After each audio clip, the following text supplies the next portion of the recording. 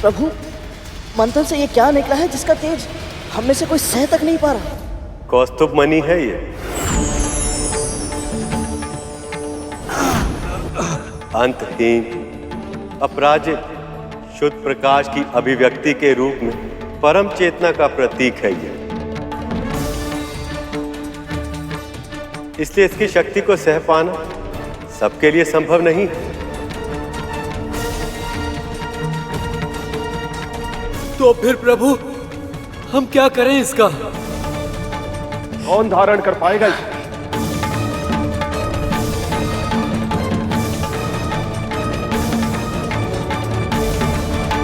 हम सब इस विशाल समुद्र को मथ के इसमें भीषण असंतुलन उत्पन्न कर रहे हैं। कितनी असुविधा पहुंचा रहे हैं हम इसे।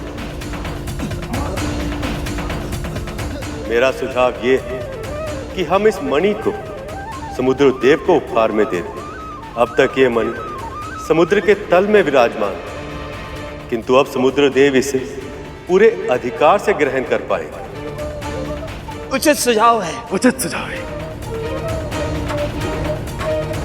हे समुद्र देव, मैं नारद, प्रभु विष्णु सभी देवताओं और दानवों के प्रतिनिधि के रूप में आपसे आह्वान करता हूँ। कृपया आप दर्शन दें। प्रकट हो समुद्र देव। प्रकट हो समुद्र देव, प्रकट हो। प्रकट हो समुद्र देव, प्रकट हो। प्रकट हो समुद्र देव, प्रकट हो।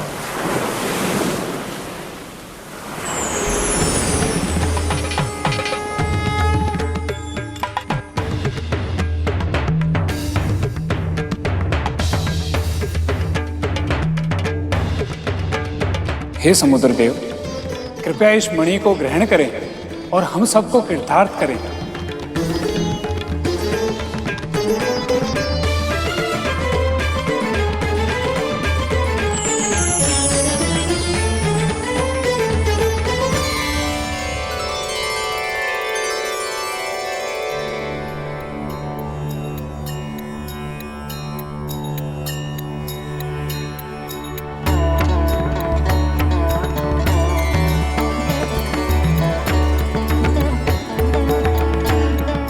प्रभु विष्णु और आप सभी ने मेरा स्मरण किया, मुझे इस योग्य समझा, इसके लिए आप सभी का बहुत बहुत धन्यवाद।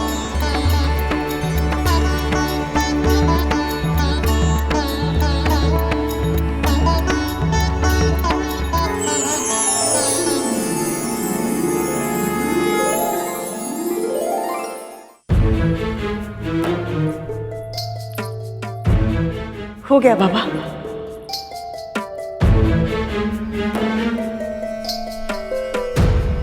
आनंद आ गया।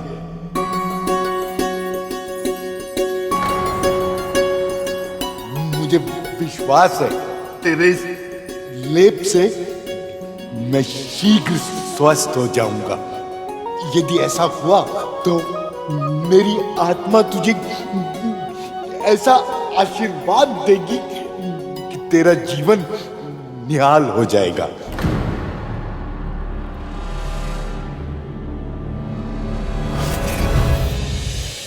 हम बाबा के साथ कितना अनुचित व्यवहार कर रहे हैं। उन्हें तो ज्ञात ही नहीं है कि लेप कद्रू दीदी ने नहीं, मैंने लगाया है। ये कैसे संभव है धूमल? गुरु दत्तात्रेय को सत्य पता नहीं लगा? या फिर वो भी कहीं माँ की चाल के उत्तर में कोई खेल खेल रहे हैं? यदि ऐसा हुआ तो माँ बहुत बड़ी समस्या में फंसने वाली है। तक तू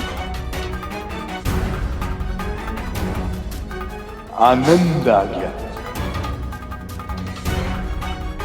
समय आने पर तुम्हें अपने कर्मों का फल दूंगा कद्रू। बस देखना ये है कि मेरा आशीर्वाद पाने के लिए तुम कितनी सीमाएं लांघ सकती हो।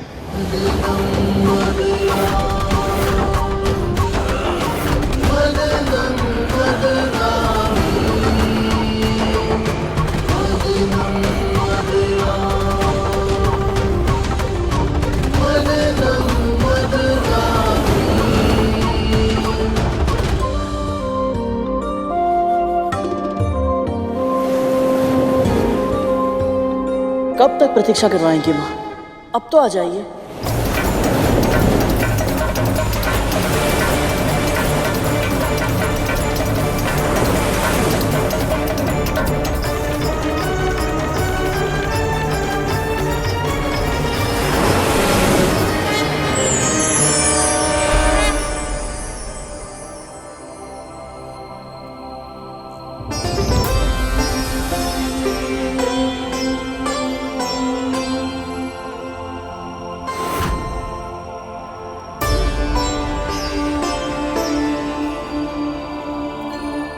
कल्पवृक्ष? वाह गुरु, वृक्षराज को पहचान लिया तुमने? श्रेय मेरा नहीं है भैया, श्रेय माँ का है। माँ ने मुझे 7 लोगों के बारे में बताते समय इनके बारे में भी बताया था। परंतु सत्य तो ये है कि जितना मैंने सोचा था उससे कहीं अधिक सुंदर है ये। क्या बताया था तुम्हारी माँ ने? प्रभु यही कि मन में कोई भी इच्छा क्यों ना हो, यदि इनसे मांगते हैं तो वो इच्छा अवश्य पूर्ण होती है। सत्य ही कहा था उन्होंने। पर कल्प वृक्ष की महिमा केवल इच्छाएं पूरी करने तक सीमित नहीं है गरुड़। इसका महत्व तो इससे भी कहीं अधिक है। इस वृक्ष को तुम सबको देना संभव नहीं है वज्रांग। इस वृक्ष की हम देवताओं ने वर्षों तक सेवा की है। इस पर केवल हमारा अधिकार है। असंभव। स्वर्ग पर केवल हम असुरों का राज है अग्नि, और इस नाते स्वर्ग की प्रत्येक वस्तु पर केवल और केवल हमारा अधिकार है, इस कल्प वृक्ष पर भी। दुखद तो ये है कि जो इसके लिए झगड़ा कर रहे हैं वो ये जानते तक नहीं। बस वज्रांग, रुक जाइए आप लोग। जो सबकी इच्छाएं पूरी करते हैं उनके लिए झगड़ने से पहले आप दोनों पक्ष कल्पवृक्ष से तो पूछ लीजिए कि वो कहां रहना चाहते हैं।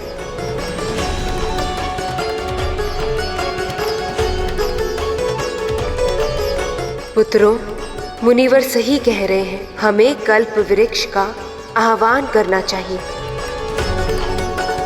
हे वृक्षराज, कृपया सामने आइए।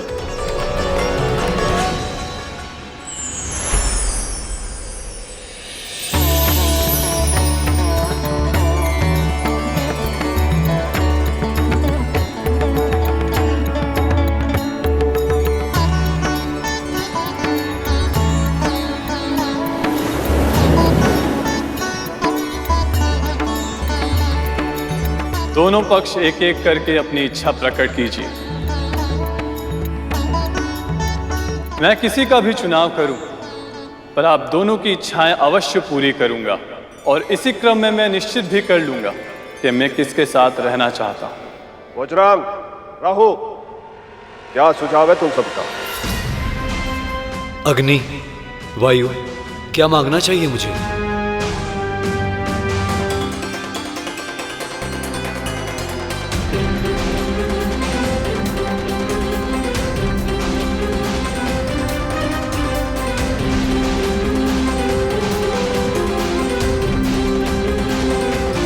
प्रभु को केवल माता लक्ष्मी चाहिए। मुझे मेरी माँ की प्रसन्नता। शेष भैया, आप क्या मांगना चाहेंगे कल्प वृक्ष से? मेरे पास मेरे परम पिता, परम प्रभु श्री विष्णु है। सब कुछ है मेरे पास, मुझे और कुछ नहीं चाहिए।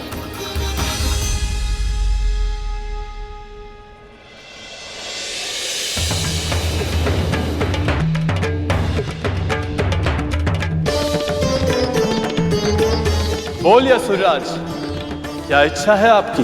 विशाल, विराट, अंतहीन सेना, इतनी अधिक जितनी इस पूरे संसार में और किसी के पास ना हो। तथास्तु।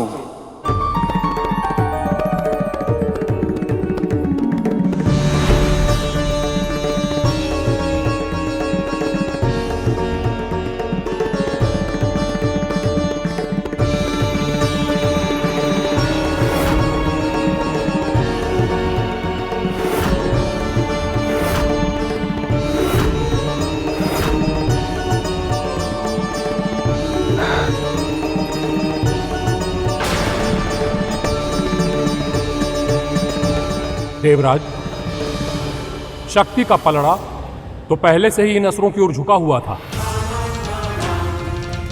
अब यदि ये अमृत संजीवनी विद्या की काट भी बन जाए तो इतनी विशाल सेना को पा लेने के बाद इन असुरों को हराना असंभव होगा।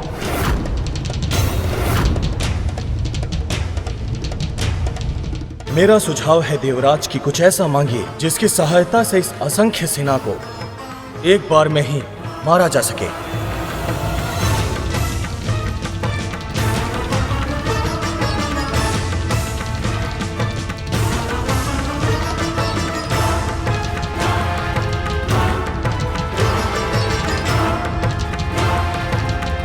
बोलिए देवराज, क्या निर्णय किया आपने?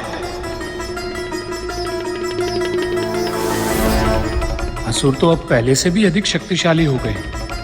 देवराज ऐसा क्या मांगेंगे जो इन्हें असुरों से भी अधिक शक्तिशाली बना सके? हे वृक्षराज, मुझे कुछ लेना नहीं, मुझे कुछ देना है आपको।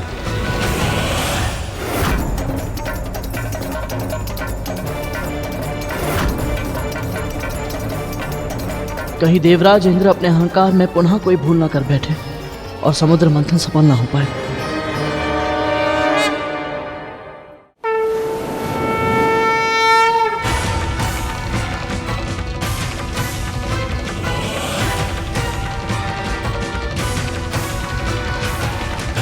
मेरी इच्छा ये है कि मेरा अभिमान, मेरा अहंकार मुझसे दूर हो जाए वृक्षराज।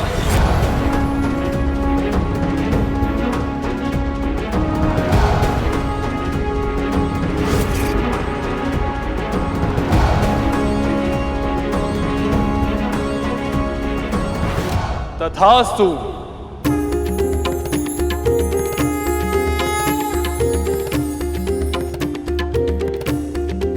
देवराज इंद्र ने भौतिक वस्तुएं ना मांगकर स्वयं के उत्थान के लिए अपने अभिमान का त्याग किया है, इसलिए मैं इन्हीं के साथ रहूंगा।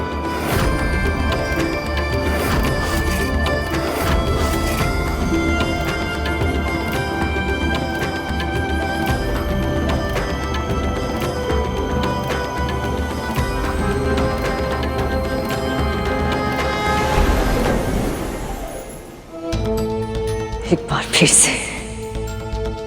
से ये देवता जीत गया, लेकिन अगली बार मैं ऐसा नहीं होने दूंगी।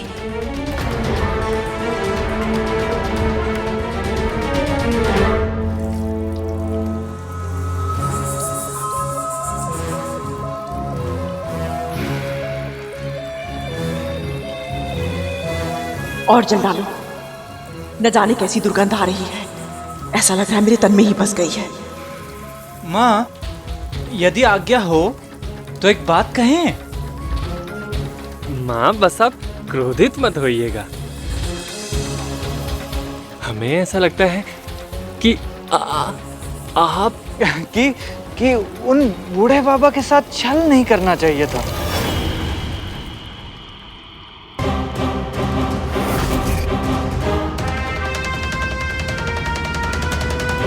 अब तुम दोनों मुझे बताओगे कि मुझे क्या करना चाहिए और क्या नहीं।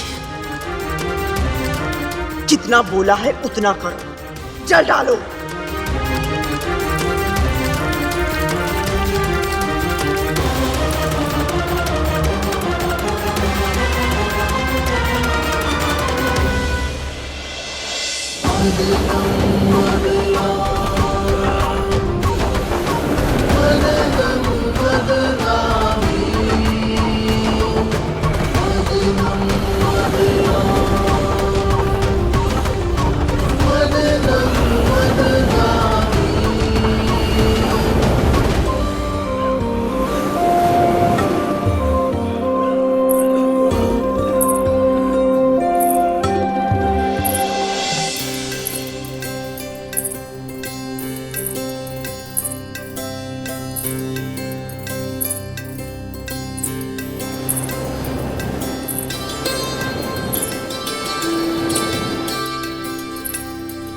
ये अद्भुत सुगंध और पायल की ध्वनि, ये माँ के अतिरिक्त और कौन हो सकती है?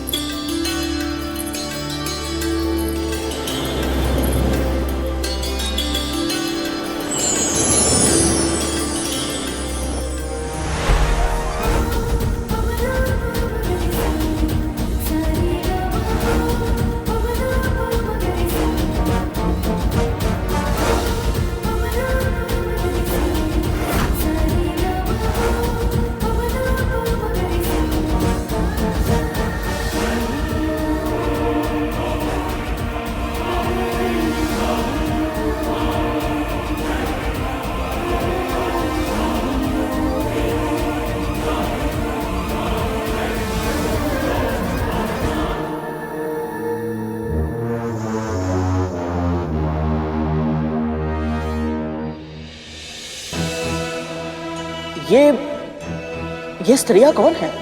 रंभा।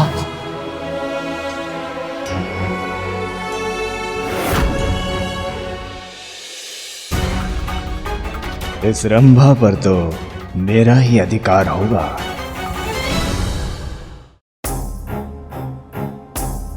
सुंदरी, तुम्हारा आकर्षण तो अधिक है सुंदरी।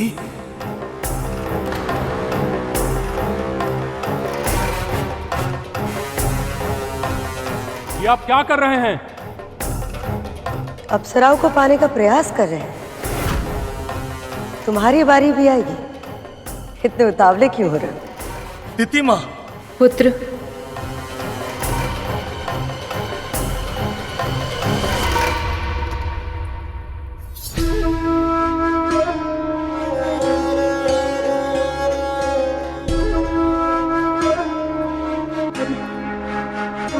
क्या हुआ?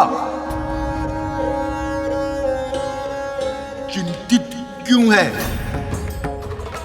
जो कष्ट मुझे हुआ था वही कष्ट अब महारानी को भी हो रहा है बाबा।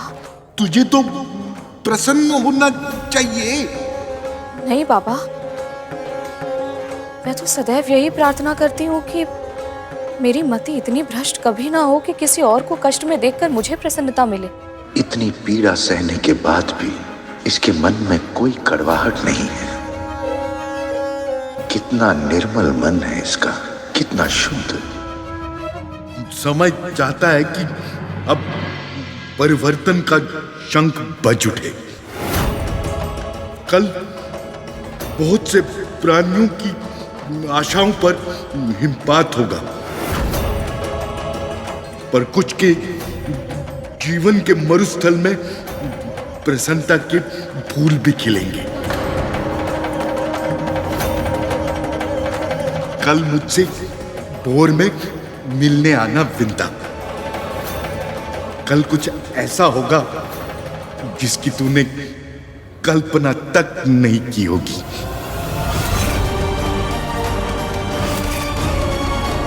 ऐसा क्या होगा कल?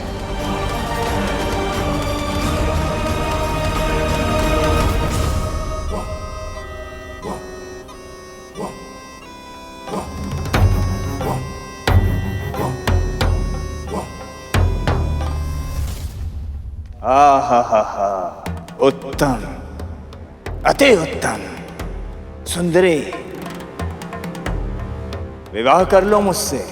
तुमसे ही क्यों, मुझसे क्यों नहीं? पहले प्रस्ताव मैंने दिया है इसे, परंतु देखा ही नहीं, पहले मैंने था। समुद्र के हृदय से निकलते ही ये वज्रांग के हृदय में बस गई। प्रभु, स्त्रियों का तो सम्मान करना चाहिए। ये सब तो कितना अनुचित व्यवहार कर रहे हैं इन सबके साथ। ये अप्सराएं मन के भीतर छुपी कामना की प्रतीक हैं गरुड़। इसलिए जब तक उस कामना पर नियंत्रण नहीं होता तब तक ना तो ये विवाद सुलझेगा और ना ही देवी लक्ष्मी प्रकट होगी। विवाह तो केवल मेरा होगा। राहु, बड़ा मैं हूं, विवाह मैं ही करूंगा।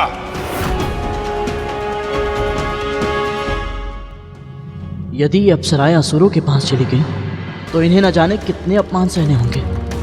नहीं, मैं ऐसा नहीं होने दे सकता। मुझे कुछ ऐसा करना होगा ताकि असुर अपनी कामना पर नियंत्रण रखे, अन्यथा ये मंथन पुनः शुरू नहीं हो पाएगा।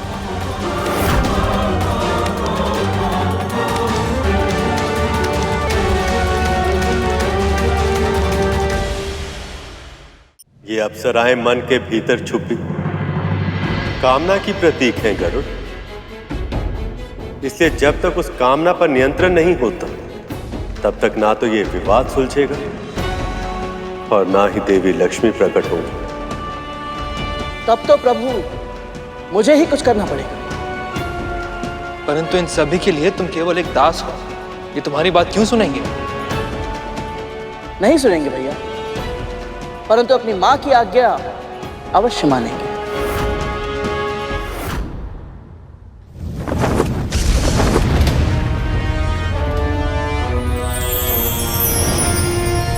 भ्राता, विवाह तो केवल मेरा होगा। राहु,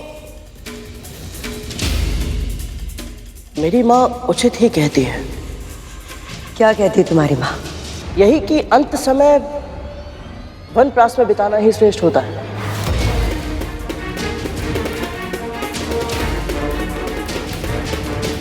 अब आपके पुत्रों को संभालने वाली सुंदरी आ गई है दीदी माँ। अब ये आपका सुझाव कहाँ मानेंगे? इसीलिए उचित यही होगा कि आप वन में या पिताजी के आश्रम में जाकर तपस्या करें।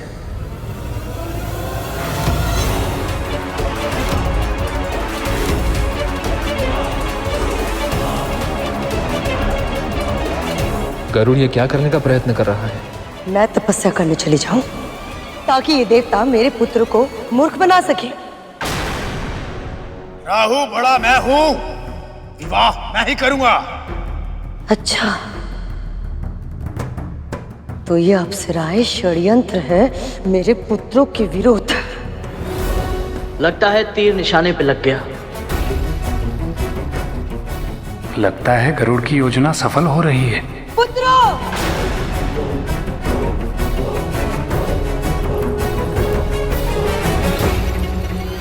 कोई भी इन अप्सराओं के निकट नहीं जाएगा। देवता को लेने दो इन्हें, यह आदेश है मेरा।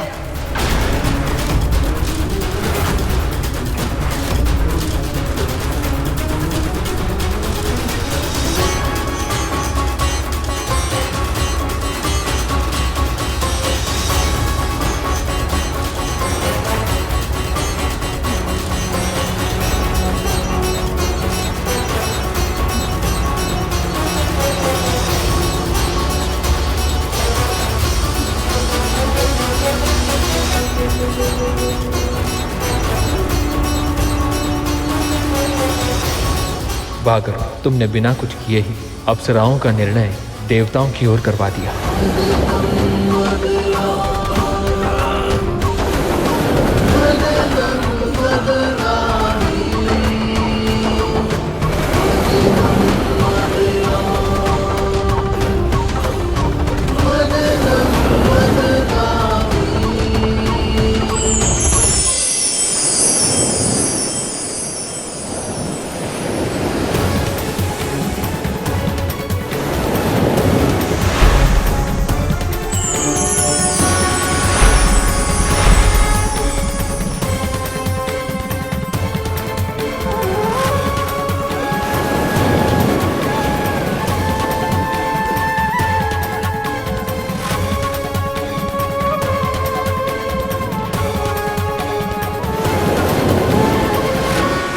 ये अद्भुत प्रकाश, ये मंद मंद चलने वाली पवन और प्रकृति में ये सुंदर बदलाव, ये सब कुछ कैसे हो रहा है?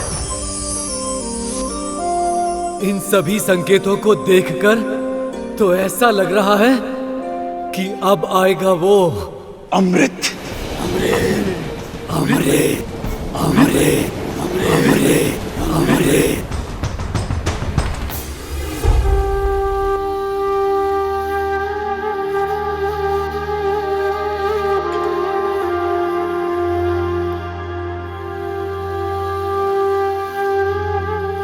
बोर में मिलने आना विंता।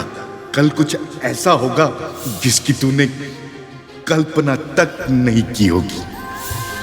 पापा ने मुझसे ऐसा क्यों कहा? और आज मेरा मन इतना अशांत क्यों है? ऐसा क्यों लग रहा है जैसे कुछ बहुत बड़ा होने वाला है? हे प्रभु, हे नारायण, मेरे साथ रहिएगा।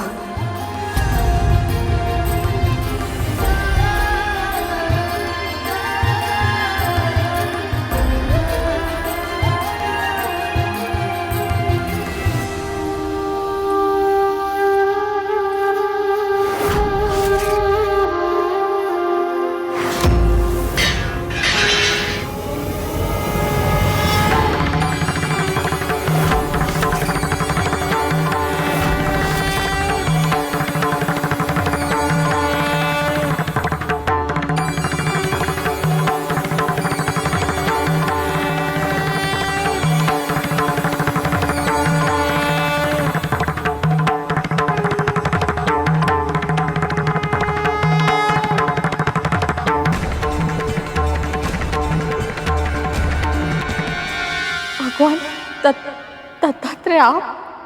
कल्याण, तुम मुझे एक साधारण, असहाय, दीनहीन, बूढ़ा रोगी समझकर अपने घर लाई थी, पर मैं वही दत्तात्रेय हूं जिसने अग्नि, वायु, जल, आकाश, पृथ्वी, सूर्य, चंद्रमा, कबूतर, अजगर, समुद्र, मछली, हाथी, कुंवारी कन्या, बालक, कूरर पक्षी, बाण बनाने वाले, मधुमक्खी, सर्प, मकड़ी और भृंगी कीट जैसे 24 गुरुओं से शिक्षा लेकर अपना ज्ञान अर्जित किया है। और अब मैं इस जगत में मुक्त भाव से विचरण करता हूं। मैंने तुम्हारे धैर्य और श्रद्धा के बारे में बहुत सुना था, इसलिए परखने चला आया। तूने मुझे तनिक भी निराश नहीं किया। पूरे मनोयोग से, बिना किसी स्वार्थ के, जिस तरह तूने मेरी सेवा की है, उससे मैं बहुत प्रसन्न हूं विंता। इसलिए अब मैं तुझे वरदान देना चाहता हूं। मन में जो इच्छा है मांग ले। मुझ जैसी साधारण दासी को आपने अपनी सेवा का सौभाग्य दिया। बिना मांगे सब कुछ मिल गया है मुझे। अब मुझे और कुछ नहीं चाहिए। तूने मेरी सेवा निस्वार्थ भाव से तो की ही, किंतु अब मेरे दर्शन पाने के बाद भी तेरे मन में लोभ नहीं जागा। तेरे मस्तिष्क में किसी अभिलाषा का विचार तक नहीं आया, और इसलिए अब मैं तेरी झोली में वो सब डालूंगा, पूरी तरह सुपात्र होने के पश्चात भी, जिसके लिए तू वर्षों तक तरसी है। दासत्व का जो दंश तुझे दिन प्रतिदिन दसता है, अब तुझे उस दासत्व से मुक्ति मिल जाएगी।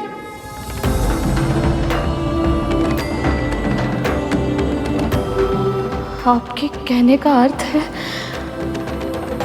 आज से मेरा पुत्र और मैं मुक्त हो जाएंगे? नहीं,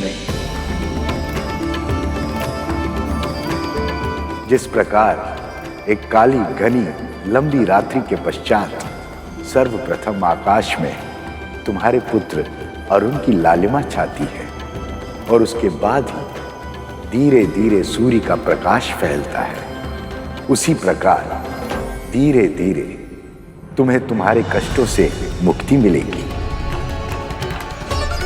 आज से तुम्हारा अच्छा समय आरंभ हो गया विंता, और धीरे धीरे एक एक करके तुम्हारे सभी दुख समाप्त हो जाएंगे, और फिर समुद्र मंथन से निकलने वाला अमृत तेरे जीवन के सारे विष को समाप्त कर देगा।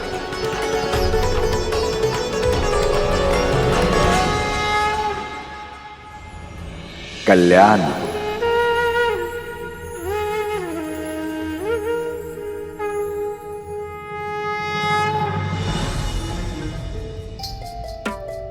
बाबा के आशीर्वाद के प्रयास में इतना श्रम करना पड़ेगा, इसकी तो कल्पना भी नहीं की थी। दीदी, दीदी, दीदी, धीरे बोल। पहले से मेरा मस्तिष्क फटा जा रहा है। क्या हुआ है? क्यों आई है तू यहाँ? दीदी, वो बाबा, वो कोई साधारण बाबा नहीं है। वो भगवान दत्तात्रेय है दीदी।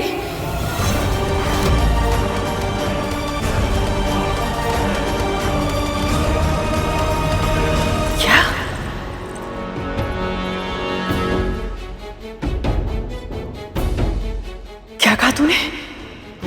ये सत्य है दीदी। हमारे स्वामी प्रभु विष्णु की प्रतिमा को नहीं, भगवान दत्तात्रेय को प्रणाम कर रहे थे।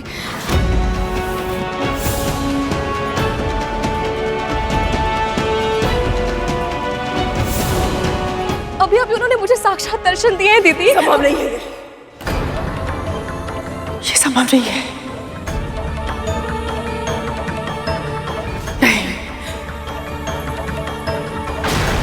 संभव।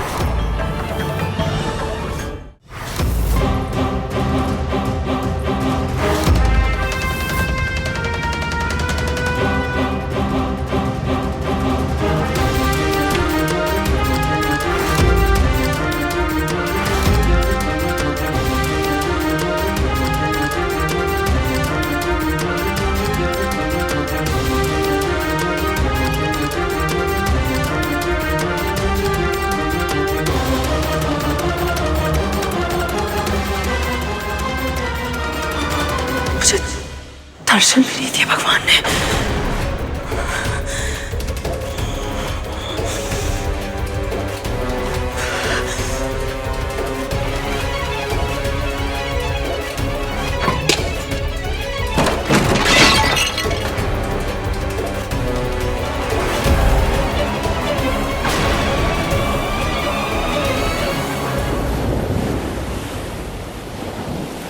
न जाने क्यों ये खुशबू मुझे अमृत की नहीं लग रही। ये सुगंध तो माता लक्ष्मी के आंचल की है।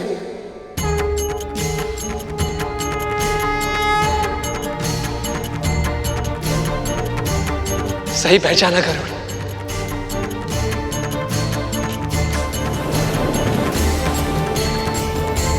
तो क्या अब मां लक्ष्मी प्रकट होने वाली है? मन तो मेरा भी यही कह रहा है भैया, परंतु सटीक अनुमान लगाना भी तो संभव नहीं है। प्रभु आपको क्या लग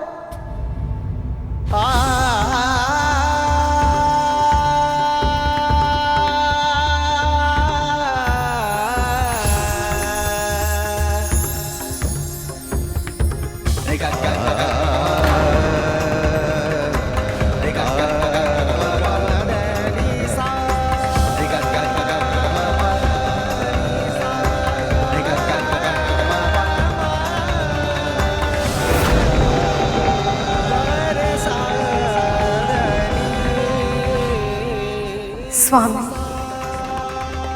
हमारे इस विरह की अवधि हमारी पुनर्मिलन की प्रतीक्षा समझकर बिताइएगा। अभी हमें जाना होगा प्रभु।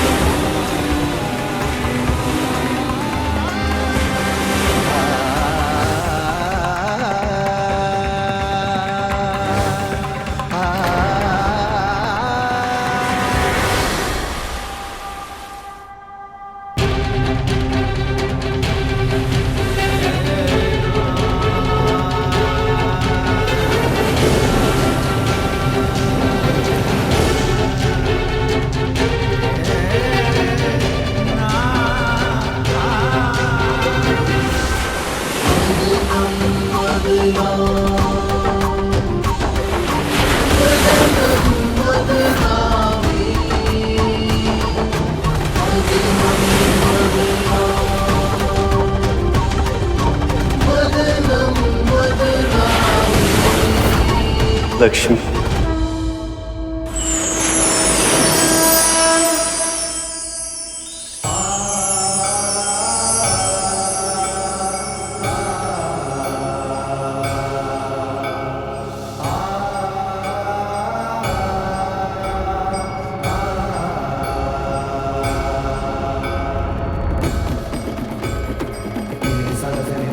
आठ दल वाला कमल,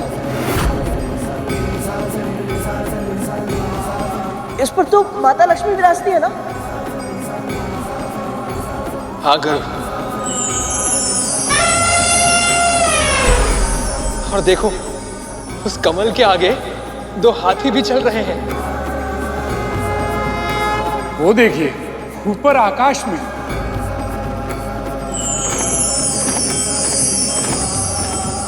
देवी लक्ष्मी का वाहन उल्लू।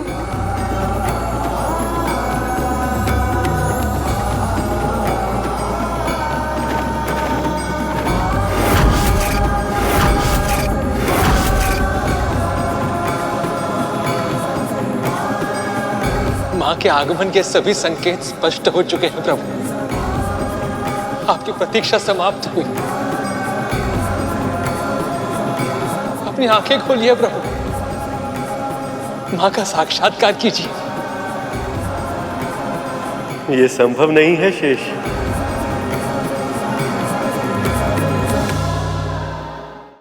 प्रभु, ये आप क्या कह रहे हैं? माता लक्ष्मी से मिलने के लिए आप इतने व्याकुल थे, और अब जब वो पल आ गया तो आप आंखें खोलकर उन्हें क्यों नहीं देख रहे हैं? मैं इतना प्रसन्न हूं, इतना उत्साहित हूं कि मुझे भय लग रहा है गरुड़, कि कहीं ऐसा ना हो जाए कि मैं अपनी ऊर्जा पर नियंत्रण ही ना रख पाऊं।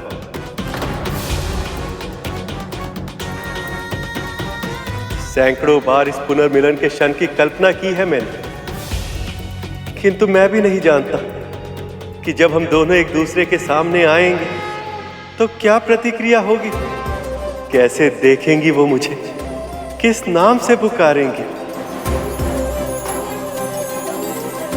बस यही सोचकर मेरे हृदय की गति बढ़ती जा रही।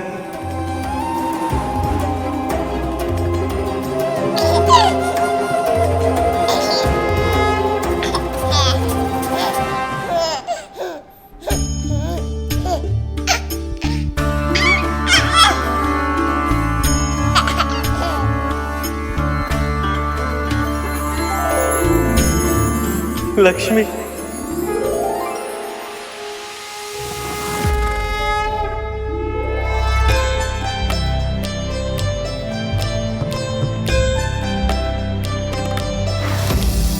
सुमनत वंदित सुंदरी माधवी चंद्र सहोदरी है ममाए, मुनिगण वंदित मोक्ष प्रदायनी मंजुल भाषिणी वेदनुते, पंकज वासिनी देव सुपूजित सद्गुण वर्षिणी शांतियुते, जय जय है मधुसूदन कामिनी आदि लक्ष्मी परिपालय मां। इतने समय के बाद भी केवल लक्ष्मी ही है जो मुझे इस तरह चौंका सकती है। ऐकली कल्मष नाशिनी कामिनी वैदिक रूपिणी वेदमाये, क्षीर समुद्भव मंगल रूपिणी मंत्र निवासिनी मंत्र नुते, मंगलदायनी अंबुज वासिनी देवगणाश्रित पादयुते, जय जय है मधुसूदन कामिनी धान्य लक्ष्मी परिपालय मां। माता लक्ष्मी शिशु रूप में वापस आई है। जय वर वर्षिणी वैष्णवी भार्गवी मंत्र स्वरूपिणी मंत्रमये, सुरगण पूजित शीघ्र फल प्रद ज्ञान विकासिनी शास्त्रनुते।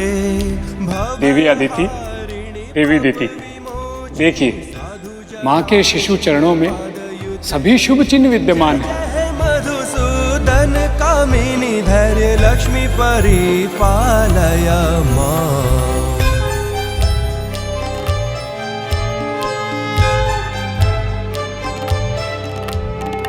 जय जय दुर्गति नाशिनी कामिनी सर्व फल प्रद शास्त्रमये, रदगज तुर्ग पदाति समावृत परिजन मंडित लोकनुते, हरिहर ब्रह्म सुपूजित सेवित ताप निवारिणी पादयुते, जय जय है मधुसूदन कामिनी गज लक्ष्मी रूपेण पालय मां। अद्भुत लक्ष्मी, अद्भुत है आपकी लीला।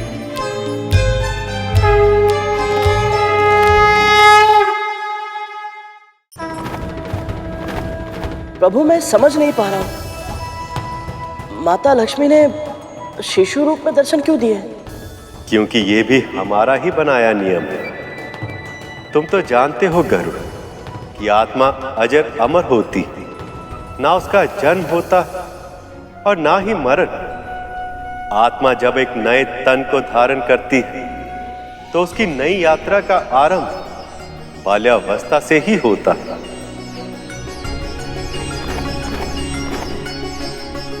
इसलिए देवी लक्ष्मी ने समुद्र देव के पुत्री के रूप में अपनी नई यात्रा का आरंभ बाल रूप से ही किया। कितना भाग्यशाली हूं मैं कि स्वयं मां लक्ष्मी मेरी पुत्री बनी।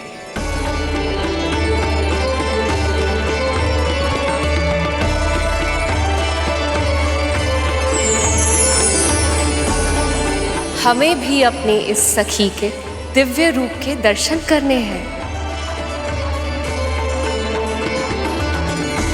मां ने इस रूप में आकर चमत्कार कर दिया प्रभु। इनके कारण मां पार्वती और मां सरस्वती के दर्शन भी हो गए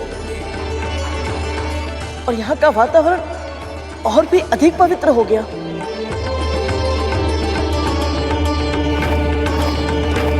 वो देखो गरुड़, ऋषिगण भी आ गए हैं।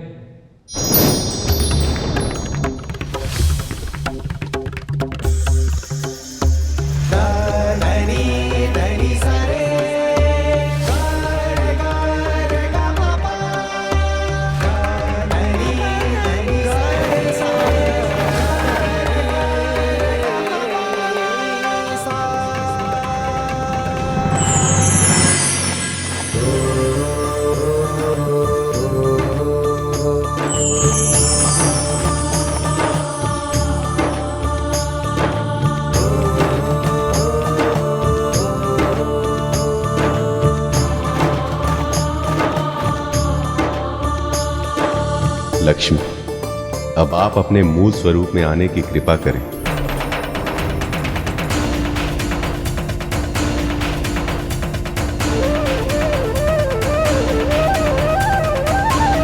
ऐसा तेज सिर्फ लक्ष्मी के आगमन पर ही हो सकता है। मां लक्ष्मी की, मां लक्ष्मी की, मां लक्ष्मी की, मां लक्ष्मी की, मां लक्ष्मी की, मां लक्ष्मी की, मां लक्ष्मी की, मां लक्ष्मी की, मां लक्ष्मी की, मां लक्ष्मी की।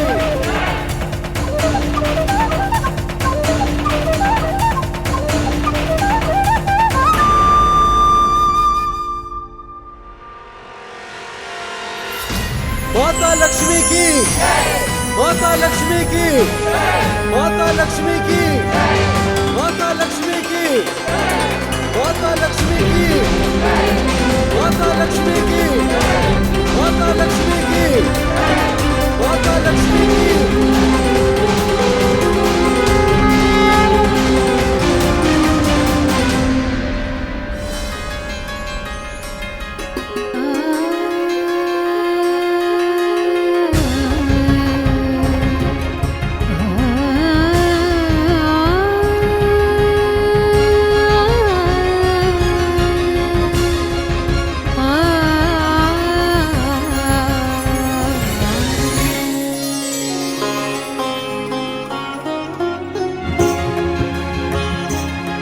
लक्ष्मी,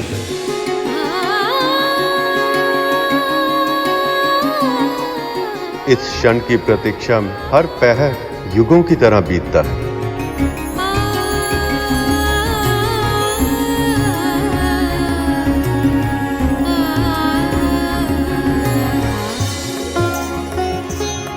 नारायण नारायण। इसीलिए तो ये जोड़ी सृष्टि की सर्वोत्तम जोड़ी कहलाती है। माँ की लीला में प्रभु कब भागीदार बन गए पता ही नहीं चला। नारायण नारायण। भैया, नारद मुनि ने बिल्कुल सत्य कहा। जब से मैं वैकुंठ आया हूं मुझे यही लगता था कि सब कुछ होते हुए भी कोई कमी है। आज इन दोनों को इस तरह मुस्कुराते हुए देखकर अब समझ आया कि वो कमी किस बात की थी। मां के दर्शन मैंने पहले भी किए थे और तब वो उदासी थी। मुस्कुराते तो प्रभु भी थे, परंतु इनकी मुस्कुराहट की चमक इनकी आंखों में नहीं दिखती थी। और आज भले ही प्रभु और मां लक्ष्मी मिल नहीं पाए, परंतु इनके एक साथ एक स्थान पर होने से ही ऐसा प्रतीत होता है जैसे जैसे सारे संसार की प्रसन्नता लौट आई है। माँ लक्ष्मी की जय, माँ लक्ष्मी की जय, माँ लक्ष्मी की जय, माँ लक्ष्मी की जय, माँ लक्ष्मी की जय, माँ लक्ष्मी की जय। माँ, जब आपने ये पूरी लीला रची ही है, हम सबको इसका भागीदार बनाया ही है, तो अब हमें आप इसका पूर्ण आनंद लेने दीजिए।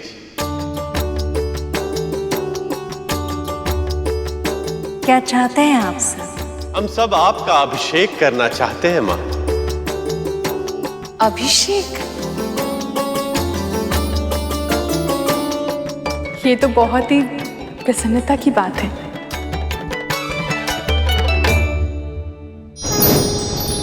ऐसा अवसर कई वर्षों में एक बार ही आता है देवी। आज्ञा दे दीजिए।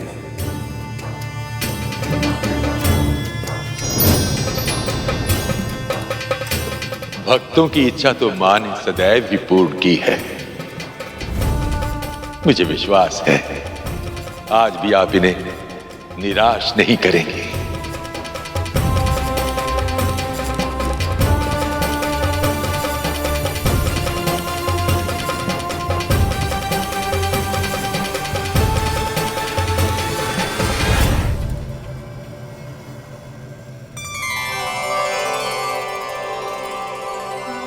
ये मेरी माँ के सो कर्मों का ही फल है कि मैं इतने सौभाग्यशाली क्षणों का साक्षी बन पा रहा हूँ।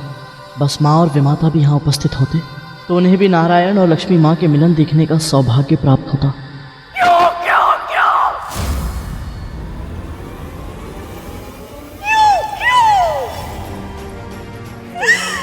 मेरे साथ सदा क्यों ऐसा होता है? क्यों सब पक्षपात करते हैं मेरे साथ? तेरा सदैव पक्ष लेते हैं सब। क्यों विद्या, क्यों? आप ऐसा क्यों सोच रही हैं? दर्शन भले ही ना हुए हो, पर उनकी सेवा करने का सौभाग्य तो आपको भी मिला है ना। जो मुझे मिला है दीदी उसे सौभाग्य कहती है तो सौभाग्य ही सही।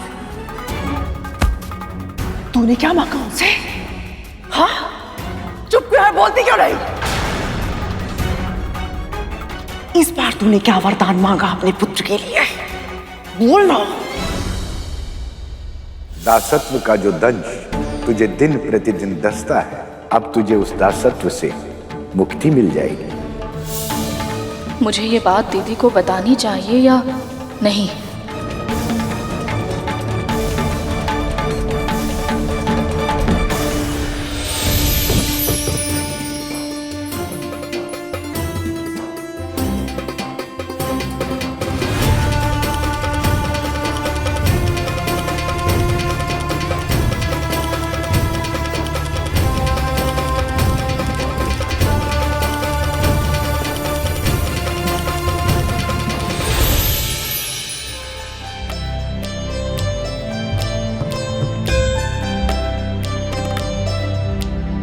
सुमनत वंदित सुंदरी माधवी चंद्र सहोदरी है ममाए।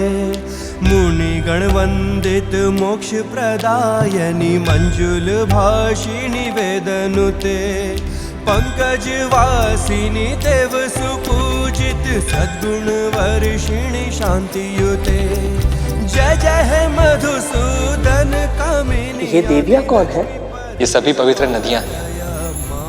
गंगा, जमुना, सरस्वती, नर्मदा, कावेरी। हास्य मुखे नवनिधि दायिनी कलिमल हारिणी कामित फल प्रद हस्तयुते। जय जय है मधुसूदन कामिनी विद्या लक्ष्मी सदा पालय मां।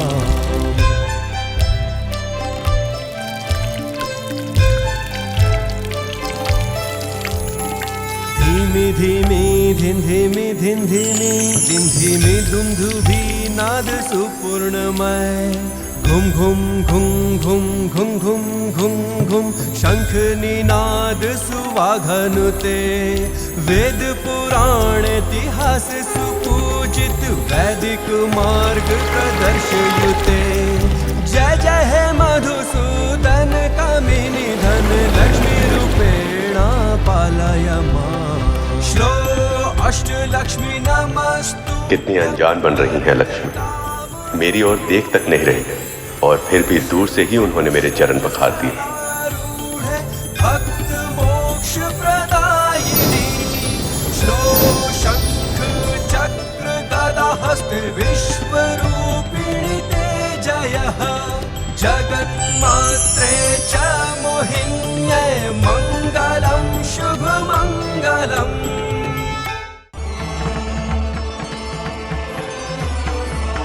माता लक्ष्मी पर पत्तों और फूलों की वर्षा।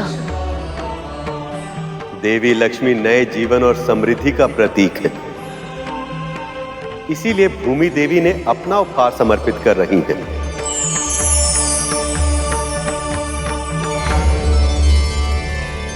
क्या वरदान मांगा तूने उनसे? बोलना। मैं असत्य नहीं कह सकती, पर यदि मैंने दीदी को बता दिया कि मेरे बिना मांगे ही भगवान दत्तात्रेय ने मुझे और मेरे पुत्र को दास्ता से मुक्त होने का आशीर्वाद दे दिया है, तो ये सह नहीं पाएंगी। क्या करूं मैं? मौन रहने से मुक्ति नहीं मिलेगी तुझे। जब तक मेरे प्रश्नों के उत्तर नहीं दे देती, तू यहां से नहीं जाएगी। बोल ना विंता, क्या मांगा तूने इस बाबा से? मैंने तो कुछ भी नहीं मांगा था, जो मिला है बिना मांगे ही मिला है। कुछ नहीं दीदी, मैंने कुछ नहीं मांगा उनसे। कुछ नहीं? ये कैसे संभव हो सकता है? झूठ बोल रही है ना तू? मैं झूठ नहीं बोलती दीदी, मेरे लिए तो बस इतना ही पर्याप्त था कि मुझे उनके दर्शन मिल गए। मैं इतनी भावुक हो गई थी कि ना मैं कुछ सोच पाई ना कुछ मांग पाई। पर उन्होंने मुझे दर्शन क्यों नहीं दिए? तुझसे कमी सही, सेवा तो मैंने भी की थी ना। मुझे कुछ भी दिए बिना कैसे जा सकते हैं वो? उन्होंने दिया है दीदी। भगवान दत्तात्रेय ने आपके लिए एक संदेश दिया है। क्या संदेश दिया है? हे मां, ये समस्त संसार आपके हाथों की कठपुतली ही तो है। आपकी ही कृपा से सभी देवताओं को पद और प्रतिष्ठा मिलती है। आप सृष्टि के पालनहार हैं मां। आप तीनों लोकों में सर्वशक्तिमान हैं। फिर भी आपने मेरी पुत्री बनकर जो मुझे असीम गौरव प्रदान किया है, उसके लिए मैं धन्य हो गया मां।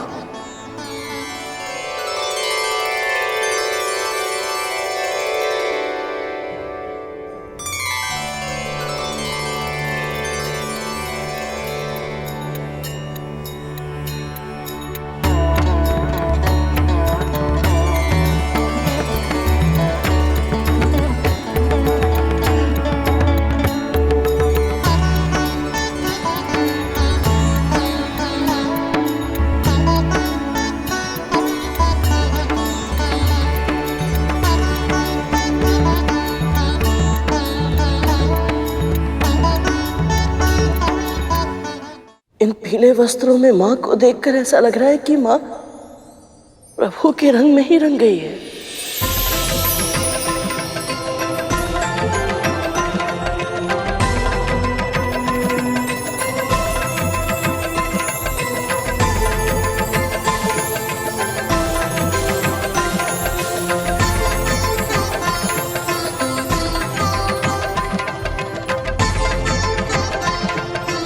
ये भोग का प्रतीक है मां, और ये अभिज्ञान का प्रतीक है।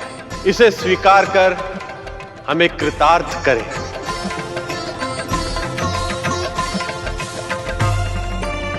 ये कभी न मुरझाने वाली माला है, इसे स्वीकार कीजिए।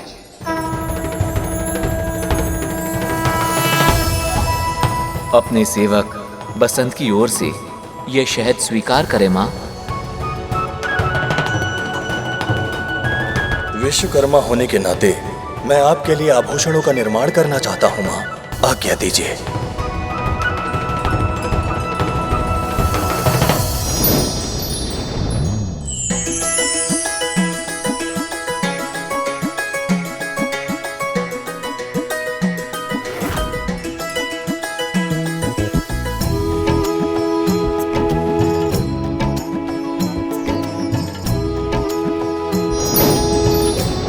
अपनी सखी की ओर से ये मोतियों की माला स्वीकार कीजिए देवी।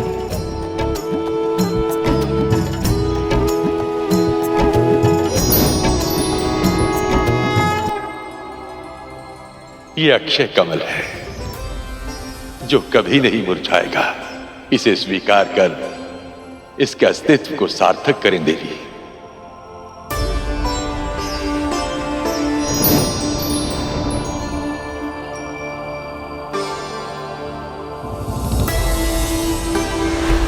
माँ, मेरी ओर से ये तुच्छ भेंट स्वीकार करें।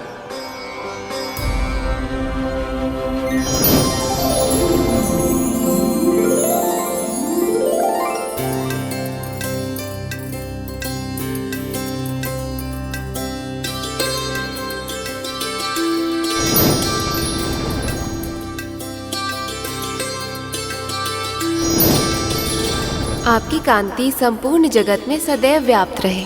जिस पर भी आपकी दृष्टि पड़े उसके सभी कष्ट, सभी दुख सहज ही मिट जाएं और आपके भक्तों पर समृद्धि की अनंत वर्षा होती रहे। दरिद्रता उन्हें कभी छू भी न पाए।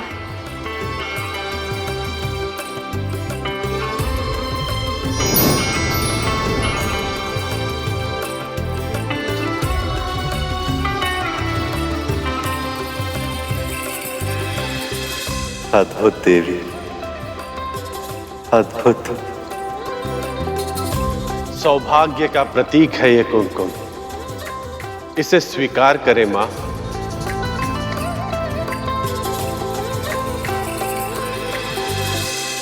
जय मां लक्ष्मी की, माता लक्ष्मी की, माता लक्ष्मी की, माता लक्ष्मी की, माता लक्ष्मी की, माता लक्ष्मी की, माता लक्ष्मी की, माता लक्ष्मी की, माता लक्ष्मी की।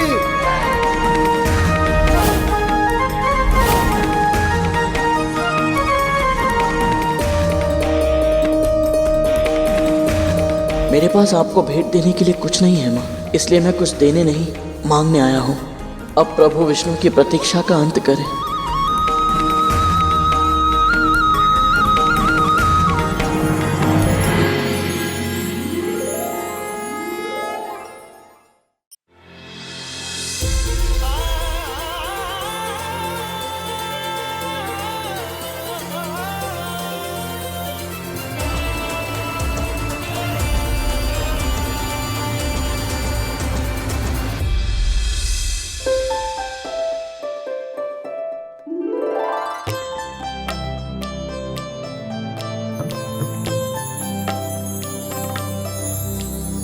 सुमनत वंदित सुंदरी माधवी चंद्र सहोदरी है ममाए।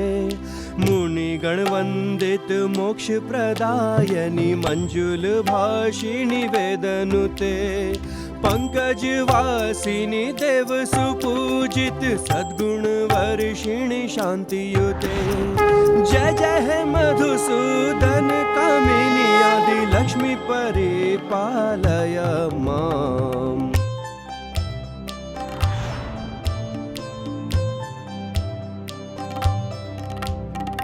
ऐकली कल्मष नाशिनी कामिनी वैदिक रूपिणी वेदमये। क्षीर समुद्भव मंगल रूपिणी मंत्र निवासिनी मंत्र नुते। मंगलदायनी अंबुज वासिनी देवगणाश्रित पादयुते। जय जय हे मधुसूदन कामिनी धान्य लक्ष्मी परिपालय माम्।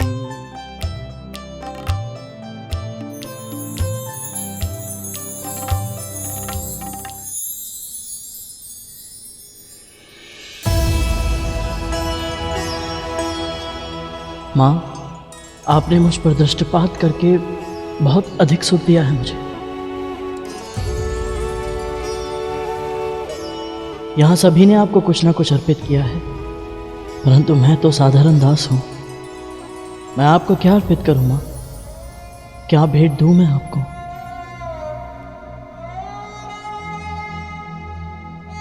देवी लक्ष्मी तुम्हारी भक्ति और सेवा से इतनी प्रसन्न है कि उन्हें अभी किसी भी उपहार की आवश्यकता नहीं है गरुड़। जब कोई पिता अपनी पुत्री को इस रूप में देखता है तो कितनी ही भावनाएं एक साथ उभरती है। इसकी था पाना भी असंभव है। पुत्री के बड़े हो जाने की प्रसन्नता से पिता का मन मयूर नृत्य कर रहा होता है, पर साथ ही साथ उसके बिछड़ जाने के दुख से भावुक भी हो जाता है। प्रत्येक पिता की एक इच्छा और कर्तव्य भी है कि वो अपनी पुत्री के लिए एक योग्य वर ढूंढे। इस समय आप भले ही मेरे सामने एक पुत्री के रूप में हैं, पर ये मैं कैसे भूल जाऊं कि आप त्रिलोक की स्वामिनी हैं, संपूर्ण सृष्टि की माता हैं आप। इसलिए आपके योग्य जीवन साथी का चुनाव करने में मैं असमर्थ हूं।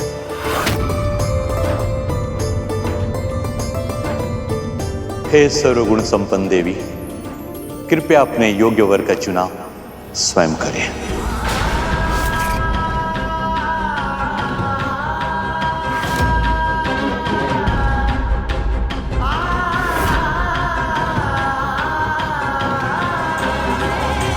चुनाव? कैसा चुनाव? इस संपूर्ण जगत में माता लक्ष्मी के स्वामी प्रभु विष्णु के अतिरिक्त और कौन हो सकता है भला? और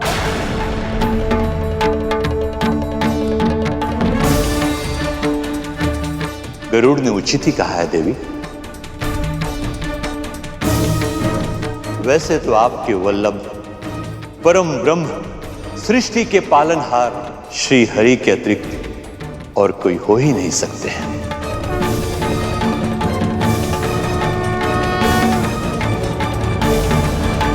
फिर भी मैं चाहता हूं कि आप स्वयं अपना वर चुनें।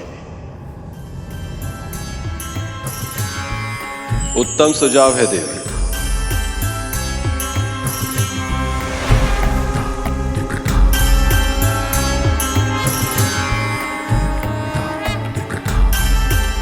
पिता की आज्ञा का पालन करना संतान का धर्म भी होता है।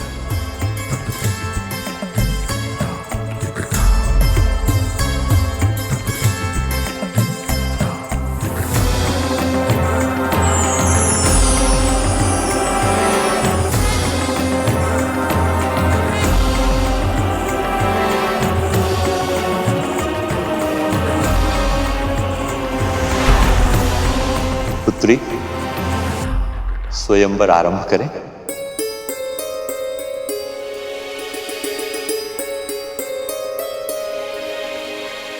जब माँ लक्ष्मी प्रभु विष्णु के लिए बनी है तो ये स्वयंवर क्यों?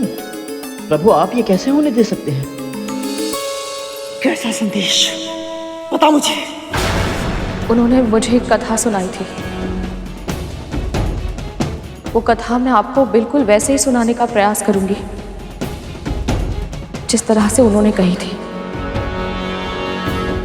एक बार एक राजा ने घोषणा करवाई कि उसके पूरे राज्य में केवल पालक ही उगाई जाएगी, उसी का क्रय विक्रय होगा और सारी प्रजा केवल पालक ही खाएगी।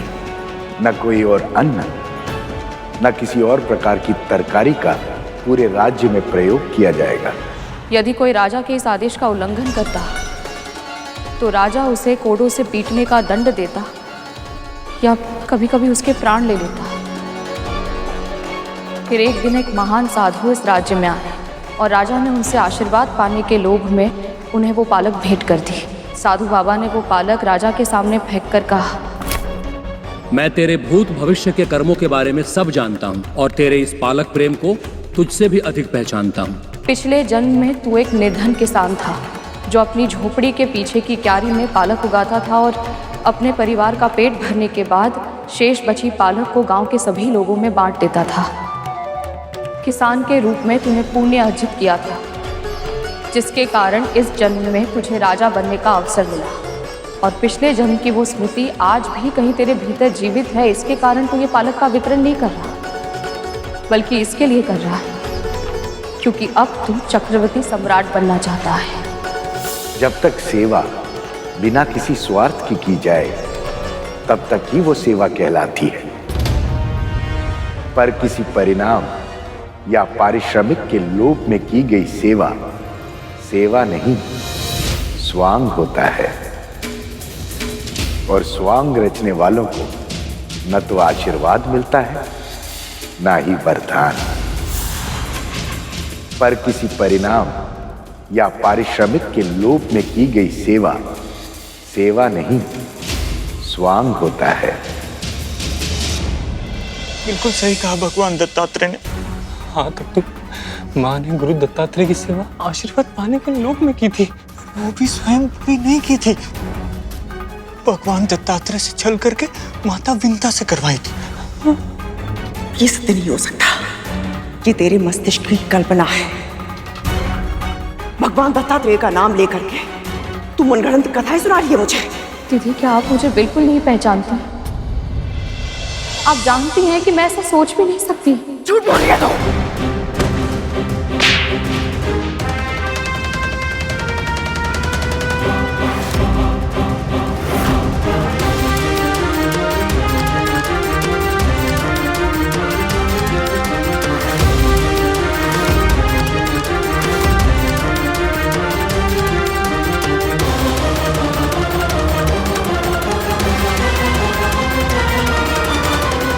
सही किया भगवान दत्तात्रेय ने, माँ के साथ ऐसा ही व्यवहार होना चाहिए। हाँ, तब तो विमाता विंता सही थी, फिर भी माँ ने उन्हें दोषी ठहराया, इसीलिए उनके चेहरे पर एक काला चिन्ह आ गया।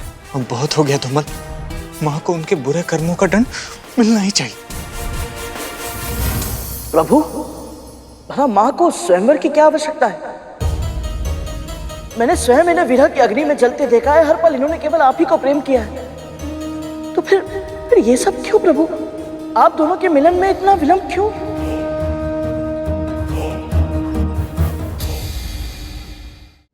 विवाह हर कन्या का स्वप्न होता है गर्भ, और आयु के साथ साथ ये स्वप्न भी बड़ा होता जाता है। नारी के जीवन में सबसे महत्वपूर्ण घटना होती है विवाह, और सबसे अधिक महत्वपूर्ण संबंध होता है पति के साथ उसका संबंध।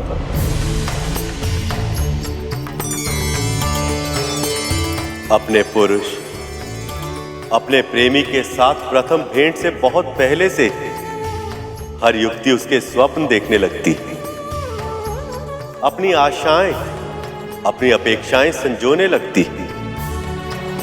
देवी लक्ष्मी भी किसी सामान्य कन्या की तरह अपने स्वप्न पुरुष के साथ अपना जीवन बिताना चाहती।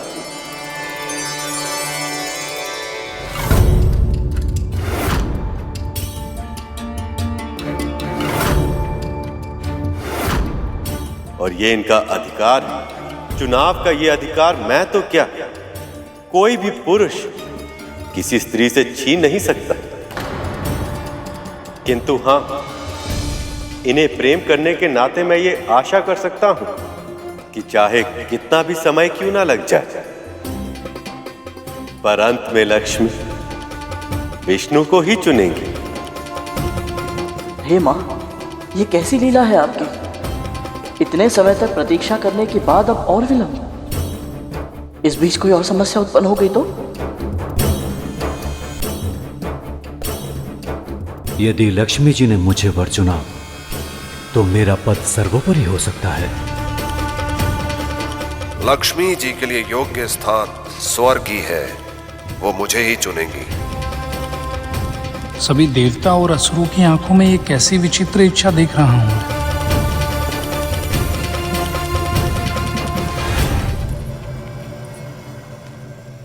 ये देवराज इंद्र हैं पुत्री, असीमित ऊर्जा की स्रोत, खगोलीय विद्युत भयानक आंधियों के स्वामी। ये वीर अवश्य है पिताजी, पर इनमें असुरक्षा की भावना प्रबल है।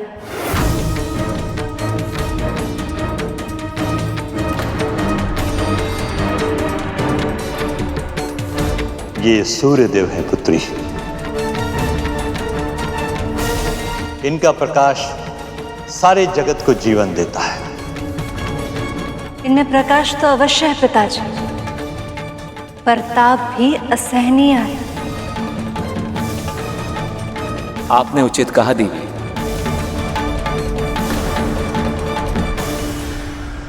वहां की लीला भी अद्भुत है। अब इन सभी के गुण और अवगुण दोनों ही अपने आप सामने आ जाएंगे। नारायण नारायण। कोई भी अपने अवगुणों को दूर करने का प्रयास तभी कर सकता है जब उन्हें अपने अवगुणों का ज्ञान हो जाए। धन्य है मां, धन्य है आप। मन की भावना गुणों और अवगुणों से परे होती है भैया। प्रभु के बारे में सोचिए, ये सब देखना इनके लिए आसान नहीं होगा। इनकी प्रिया इनकी आंखों के सामने अन्य सभी में अपना वर खोज रही है। ये पीड़ा को सहन करना और फिर भी मौन रहना प्रभु के लिए सरल नहीं है भैया। मैं तो कल्पना भी नहीं कर पा रहा हूं कि प्रभु में इतना संयम कैसे है। मुझे तो बहुत चिंता हो रही है भैया। मन तो यही कहता है कि कोई भी समस्या उत्पन्न नहीं होगी, परंतु जब तक इन दोनों का मिलन नहीं हो जाता मुझे शांति नहीं मिलेगी।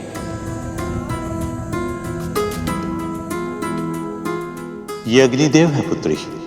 प्रकाश और ताप दोनों सूर्य से कम है, किंतु अगर ये चाहे तो रात के अंधेरे को दिन के उजाले में बदल सकते हैं।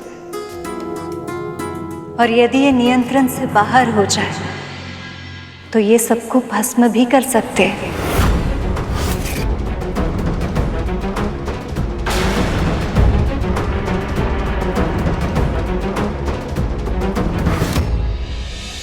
ये वायुदेव हैं पुत्री।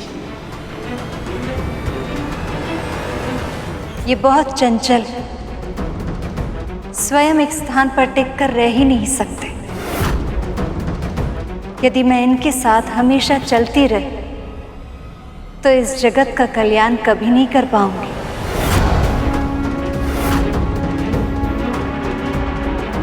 इनसे मिलिए पुत्री, ये हैं वरुण देव। इनके व्यक्तित्व में तरलता इतनी अधिक है कि ये बार बार अपने आकार बदलते हैं, और जो स्वयं अपना आकार इतनी बार बदले उनके साथ मैं स्थिर कैसे रह सकती हूँ।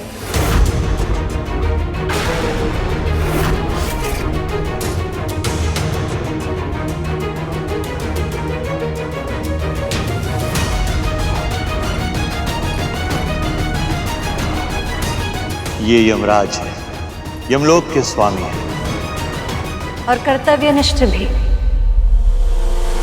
इनमें दया और करुणा का अभाव है पिताजी।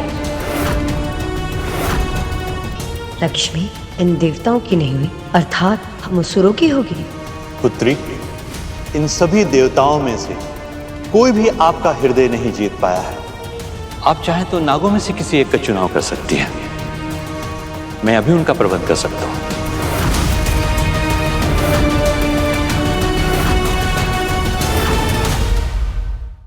लक्ष्मी नागों की नहीं हो सकती।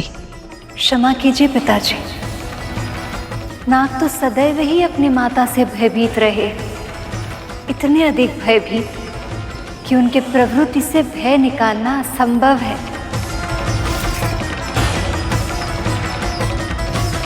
और जो स्वयं इतने भयभीत है, उनके साथ मैं सुरक्षित होने का आभास कैसे कर सकती हूँ? बहुत अभिमान है ना कद्रू को अपने पुत्रों पर। यदि वो ये सुन लेती तो कितना आनंद आता। उसे होना चाहिए था यहाँ। पता नहीं क्या कर रही है वो पृथ्वी पर।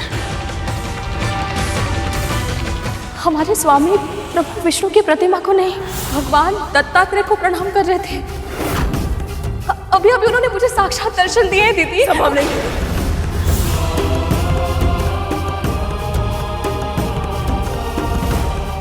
ये आप क्या कर रही है माँ? संभालिए स्वयं को। ऐसे दुखी होने से क्या होगा माँ? यदि आप मन ही मन घुटती रहेंगी तो हम आपकी सहायता कैसे करेंगे?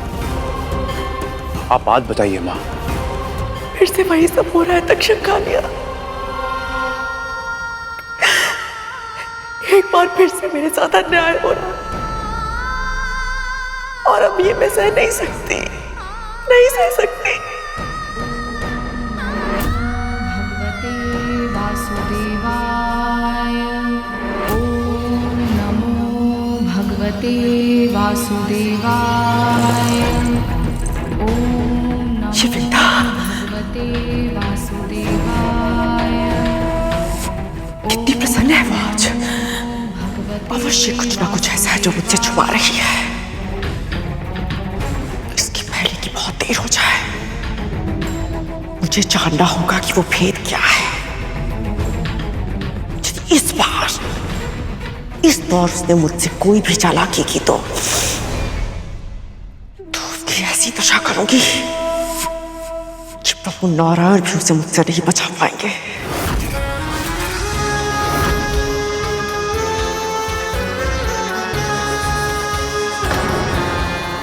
हाँ, ये आपके मुंह पे काले धब्बे कैसे आ गए?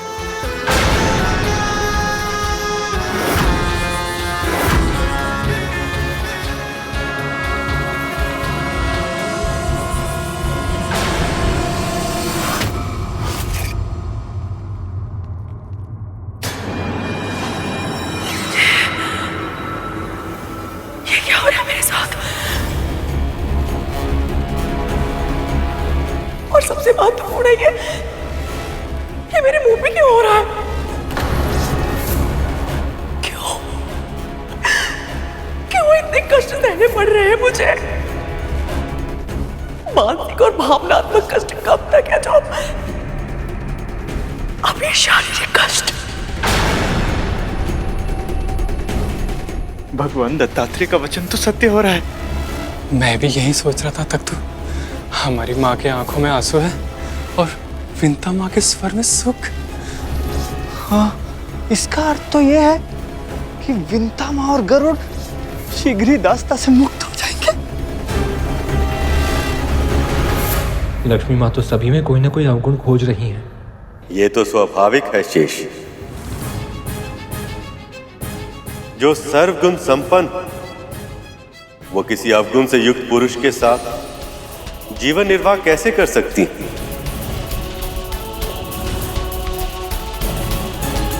पर इनकी यही विशेषता मुझे भयभीत भी कर रही है। यदि इन्होंने मुझ में ही कोई अवगुण खोज निकाला तो